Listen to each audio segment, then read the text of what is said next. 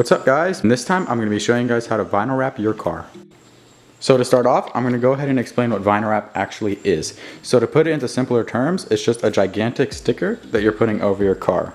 It's going to go on top of your paint, and just so you can see how it actually looks, see? It's just a giant roll of a sticker. But it's not just a normal sticker, it actually has some technology built into it, so it'll make vinyl wrapping the car much easier onto you. I'd like to give Avery Dennison a big thank you for sending me out the vinyl to review for you guys. As you can see, the vinyl is made by Avery Dennison, and that's what I'm going to be using to put onto the car. This is gloss metallic dark blue. So to apply the vinyl, you're going to use a technique called glassing. I'm going to show you guys specifically how to do this later, but to sum it up for now, it's just a way of getting the vinyl to stretch out over the surface so it's very smooth, and all you'll need to do is squeegee it down. Since you're using Avery Dennison vinyl, you're going to notice it has these little channels inside of the vinyl, which are implemented into the glue. As you can see, there are these really fine lines, and what these lines are actually going to do is, say I have a bubble in the center of my hood, and I've already gone ahead and squeegeed down the rest of the hood. There's no way for that air to be released since it's trapped in the center. The only way to release it would be if you had to pick it up from one side and have a channel of air going through so you could actually have the air escape. But what these channels are going to do is you're going to be able to squeegee the vinyl down, and then the air is going to travel through those channels. So even though you have all of this laid down, you're still going to be able to get the bubble out, because as you squeegee that bubble down, the air will come out through the channels. So it makes it very easy to apply the vinyl. And not to mention, this vinyl is extremely thin as compared to other vinyls. So you're going to have a very easy time conforming the vinyl over the surface.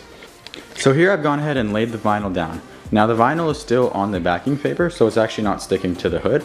But in order to get your measurements, what I like to do is, on a piece of paper, just go ahead and make a rough drawing of the part you're going to be wrapping and do your dimensioning. So get 5 feet by 5.5.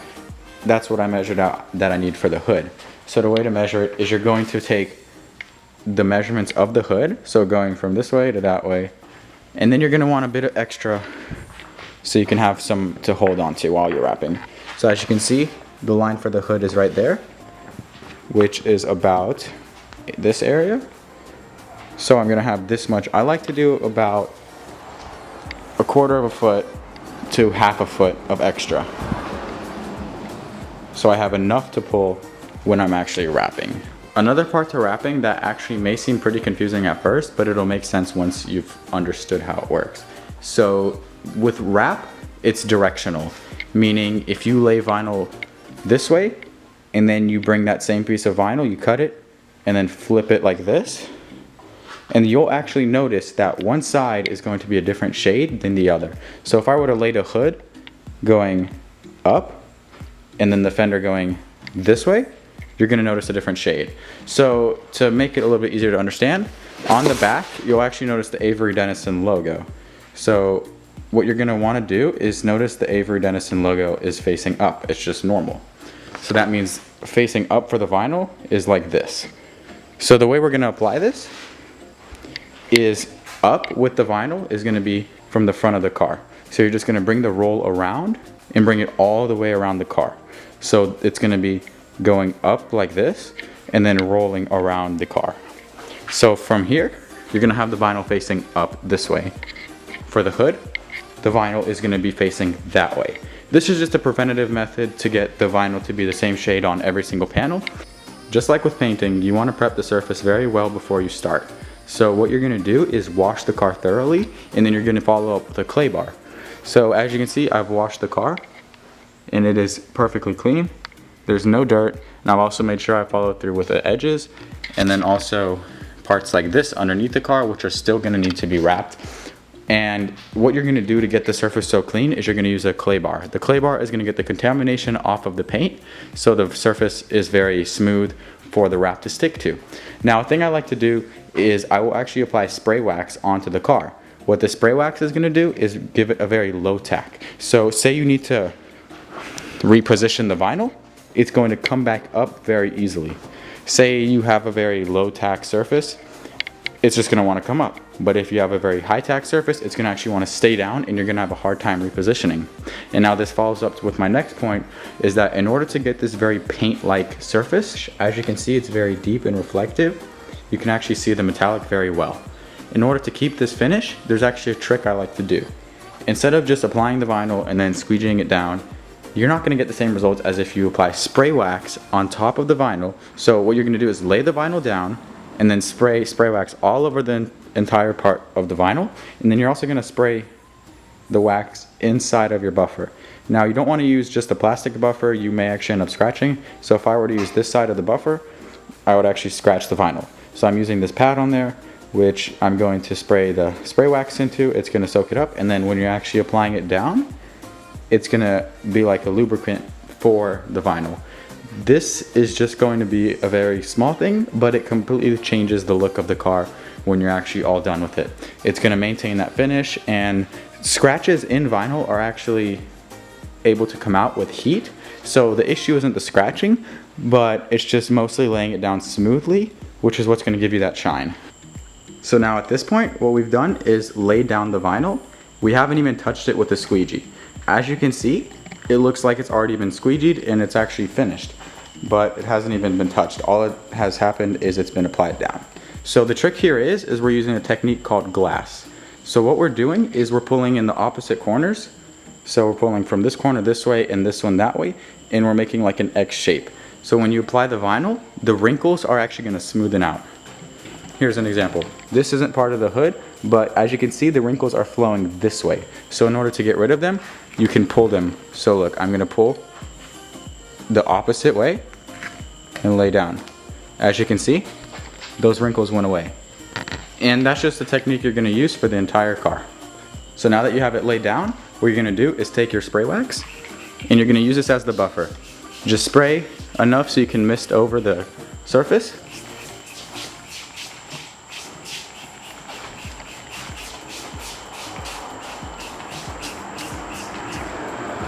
So as you can see, the spray wax is laid onto the surface. And now what I'm going to do is take my buffer and just spray right into the buffer. So what this is gonna do is I'm gonna actually start in the middle. So just do about a 45-degree angle and apply onto the car using about moderate pressure. And as you can see, since we have the spray wax on, we can see which part of the panel we have actually squeegeed down and which part we haven't. So it's a very good way to mark where you've done it so you know where you've squeegeed and where you haven't, so you don't go over the same spot more than once.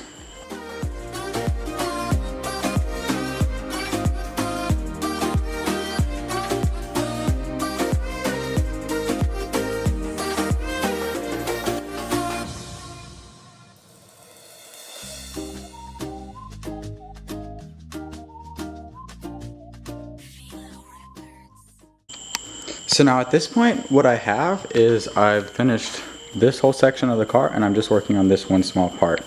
But with the way the 8.6 hood looks, is it actually has these extensions that go up and then curve around. So the hood is down lower than the sides.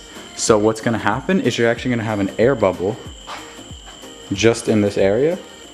As you can see, it's not very big, but there's definitely air trapped inside. Now the advantages of using Avery is that you're going to notice even when squeegeeing, trying to get that bubble just out by squeegeeing, it's going to come out. But you might be left with slight glue lines, which won't look the best, and this isn't going to necessarily be the most long-lasting method of doing it because you're stretching that vinyl into the recess. So what we're going to do is as we're squeegeeing, we're going to be squeegeeing from one side and holding the vinyl from this side to bring it up and then bring it into that recess. So for this, what I'm gonna do, we're gonna pull the vinyl up. And this is just on the fender, this isn't on the actual hood. You most likely wouldn't want to peel the vinyl up if this was on the hood. So here I'm gonna pull it up. As you can hear, the air is actually releasing there. And you're just gonna take it and squeegee it in.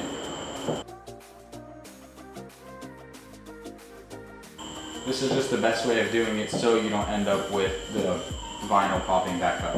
It's really unlikely that it would do it here, but there's still a chance, so if there's a chance, I'm just gonna go ahead and try and avoid it.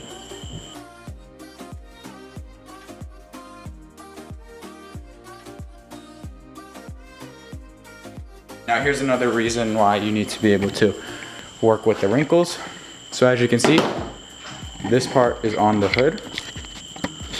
So the wrinkles are going that way. So what I'm gonna do is pull and putting it down. Now as you can see, they're all gone. So now at this point, I finished wrapping the hood, and now all I have left is to cut it. So as you can see, I have this excess, but what I'm gonna do is actually use the dead space between the hood and the fender to cut.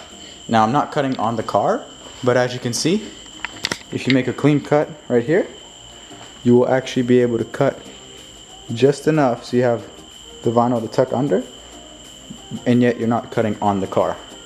So in order to do this, what you're gonna do is click your blade just to enough that you have to cut it, and just find a place to start and run the edge of your blade on the left side near the fender, but you're not actually on the fender. So you're closer to the fender side, but you're not on it. And what you're gonna do is just rest the plastic part of it on the fender and start cutting.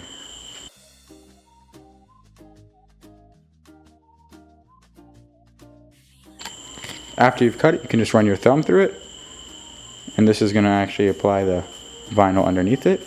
And you're not gonna be completely underneath it, you're gonna have to pop the hood and really tuck it underneath. But as you can see, it does a pretty good job, and you didn't even cut on the car.